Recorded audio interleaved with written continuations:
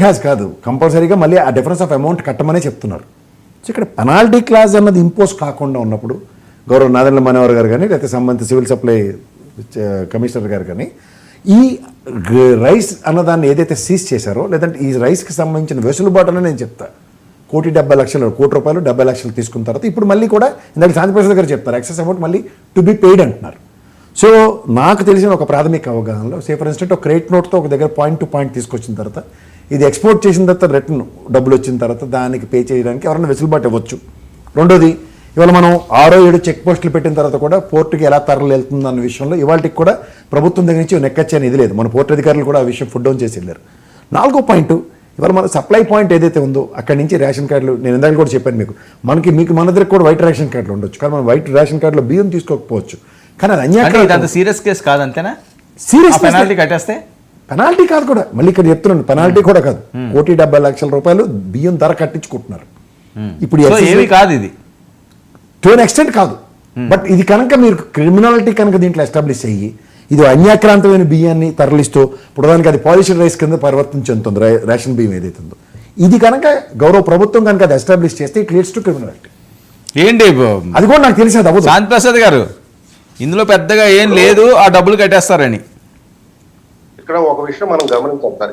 నేరం జరిగిందా లేదనే విషయాన్ని ప్రభుత్వం బయట పెట్టలేదు, పోలీసు వారు బయట పెట్టలేదు. వారంతా వారే మా గోడౌన్లో ఎంతో ధాన్యం మిస్ అయింది కాబట్టి దానికి మేము పెనాల్టీ కడతామని వారే ప్రభుత్వానికి లేఖ రాశారు. ఇప్పుడు వారు లేఖ అలా కాకుండా మా గోడౌన్లో ధాన్యము దొంగతనం జరిగింది, ఎవరో దొంగలు దోచుకున్నారు అంటే కేసు మరో రకంగా ఉండేది. కేసు మరో రకంగా ఉంది కాదు. మా గోడౌన్లో ఈ వేయింగ్ మిషన్ వల్ల తేడాలు వచ్చినాయి అంటే టన్నులు తేడా వస్తాయి సార్. అది తెలియకడుగుతాను.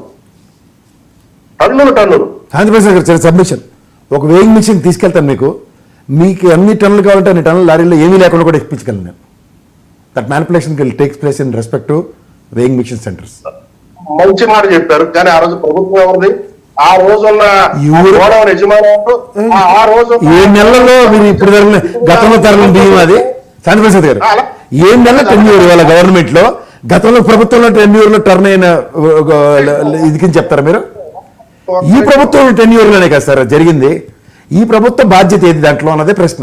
ఇప్పుడు మీరు అన్నట్టు ఎక్సెస్ రైస్ విషయంలో నానిగారు ఇచ్చిన తోనికలు పొరపాటుని ఎస్టాబ్లిష్ చేశారు, కాంట్రడిక్షన్ కాదు. దీనికి పెనాల్టీ క్లాస్ ఇంపోజ్ చేయకుండా 1,70,00,000 రూపాయలు కట్టమంది కూడా ప్రభుత్వమే కదా. ఇప్పుడు ఎక్సెస్ రైస్ మళ్ళీ ఎస్టాబ్లిష్ చేసిన దగ్గర కూడా డబ్బులు కట్టమని చెప్తున్నారు. అది చెప్పారు కూడా విషయం. There is no penalty clause in this. మీరు మర్చిపోతున్న విషయం ఏంటంటే మీరు క్లాస్ 6A గురించి మాట్లాడతారు, ఎసెన్షియల్ కమోడిటీస్ యాక్ట్. మేము దాని గురించి మాట్లాడుతున్నాం. ఇది ఆర్గనైజ్డ్ క్రైమ్. ఇది sir that is secondary. Sir organised crime needs to be established. కొద్దిగా దీన్ని ఆర్గనైజ్డ్ క్రైమ్ ఇది ఒక్క చోట జరిగింది కాదు.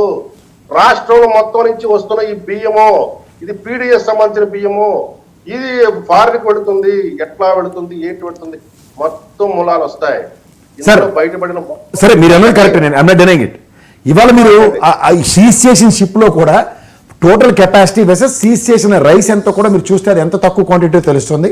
ఇన్ ద సేమ్ సినారియో ఇవాళ నాని గారి గోడౌన్లో అనుకోండి లేదా బొగ్గన రాజేంద్ర గారి అద్దెకి ఇచ్చిన గోడౌన్లో కూడా దొరికిన సరుకులు ఏవైతే మాట్లాడుతున్నారో these are all under penalty clause లో ఈ రోజు దాకా ఇంపోజ్ చేయలేదు గవర్నమెంట్. వీళ్ళంతా స్వచ్ఛందంగా సార్ మీరు అన్నట్టు ఒక క్రిమినల్ కాన్స్పిరసీతో ఎంత ఒక్క మాట వినండి ప్రసాద్ గారు. ఈ బియ్యము ఈ కూటమి ప్రభుత్వం వచ్చిన తర్వాత మాత్రమే మిస్ అయినాయి. గత ప్రభుత్వ టైంలో మిస్ అవ్వలేదని మీరు సర్టిఫికేట్ ఇస్తారు. Business sir. ఇవాళ మీరు నాదెండ్ల మనోహర్ గారు కానీ సంబంధిత సివిల్